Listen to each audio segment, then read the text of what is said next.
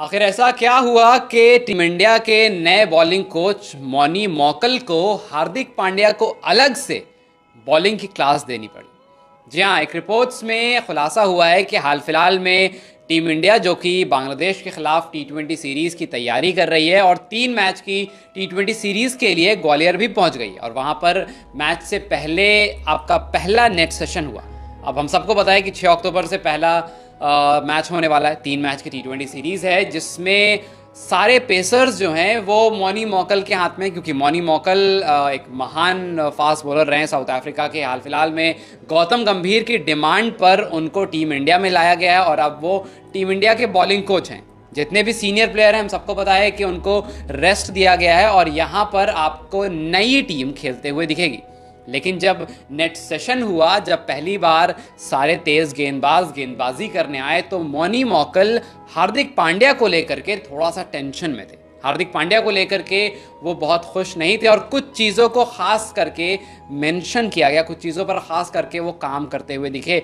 जैसे रिपोर्ट में बताया गया है कि ग्वालियर में जब नेट सेशन के दौरान हार्दिक पांड्या गेंदबाजी कर रहे थे तो उनके रनअप को लेकर के मौनी मौकल थोड़ा सा नाखुश थे। उनके छोटे रनअप को लेकर के काफ़ी बात की गई और शायद उसको चेंज करने की थोड़ी सी सजेशन देते हुए दिखे। और उसके बाद जब रनअप पर काम हो गया तो उनके रिलीज़ पॉइंट को लेकर काफ़ी बात हुई कि रिलीज़ पॉइंट को लेकर भी शायद मौनी थोड़ा सा नाखुश थे और उस पर भी काम करते हुए दिखे। तो ये दो बात निकल कर आई है हार्दिक पांड्या की गेंदबाजी को लेकर के। हम सबको पता है कि हार्दिक एक गैप के बाद आ रहे हैं। हार्दिक पांड्या ने इससे पहले श्रीलंका के खिलाफ मैचेस खेले थे और जो टी20 सीरीज हुई थी उससे पहले रेस्ट मांग लिया था और ओडीआईज के बाद वो चले गए थे। फिर उसके बाद टेस्ट क्रिकेट वो वैसे ही नहीं खेलते हैं और अब दोबारा से इस टीम के साथ वापस आए हैं। तो लगभग 2 महीने का गैप हो गया। उन्होंने पर्सनल रीज़न की वजह से 2 महीने का ब्रेक मांगा था और अब जब नेट सेशन में वापस आए तो कुछ उनमें कमियां दिखी कोच मौनी मौकल को और उस पर वो काम करते हुए दिखे। अब जितने भी इंडियन क्रिकेट फैंस हैं वो खास करके इस बार फास्ट बॉलिंग को लेकर के काफ़ी एक्साइटेड हैं, क्योंकि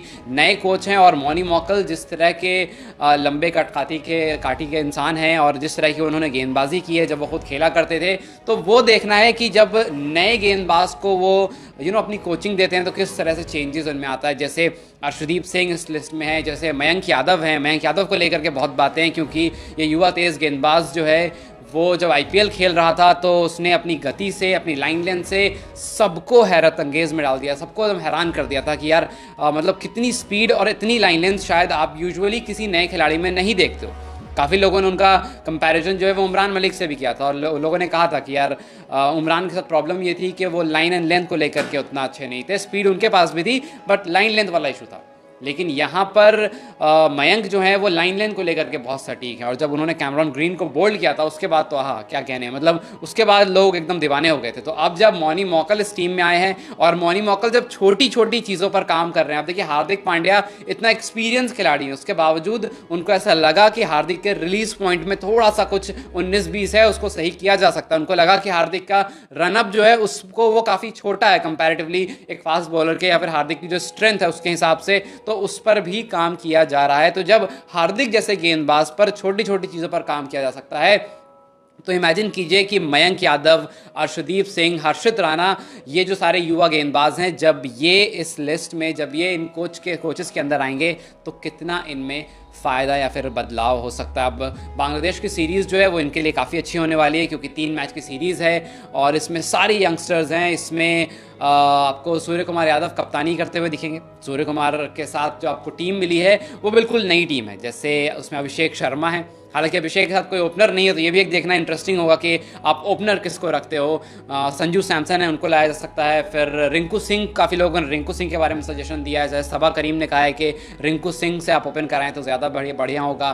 फिर हार्दिक पांड्या इस टीम में, रियान पराग हैं, नीतीश कुमार रेड्डी हैं, शिवम दुबे हैं, वॉशिंगटन सुंदर हैं, रवि बिश्नोई, वरुण चक्रवर्ती वापस आए हैं काफ़ी सालों के बाद। टी20 वर्ल्ड कप 2021 में थे और अब जा करके फाइनली उनको एंट्री मिली है। फिर उनके बाद जितेश शर्मा एक विकेट कीपर है, तो विकेट कीपर में संजू होंगे या जितेश होंगे ये भी देखने वाली चीज़ होगी। फिर उसके बाद अर्शदीप सिंह है, हर्षित राणा और मयंक यादव, ये पूरी की पूरी टीम है। इनमें से क्या बेस्ट प्लेइंग 11 होती है ये देखना काफ़ी इंटरेस्टिंग होगा और फास्ट बॉलिंग का कैसा रिस्पॉन्स होता है मौनी मौकल के आने के बाद ये देखना काफ़ी अच्छा रहने वाला। खैर, आप मौनी Morkel as a fast bowling coach आप इनको किस तरह से देखते हैं? क्या आप भी एक्साइटेड एक्साइटेड हैं मयंक यादव, अर्शदीप, हर्षित राणा और हार्दिक पांड्या की गेंदबाजी को देखने के लिए, क्योंकि मौनी मौकल आए हैं तो कुछ बदलाव तो ज़रूर आएगा। खैर, आप कितना एक्साइटेड है मुझे कमेंट सेक्शन में ज़रूर बताएं। वीडियो अगर पसंद आई हो तो लाइक और शेयर ज़रूर करें।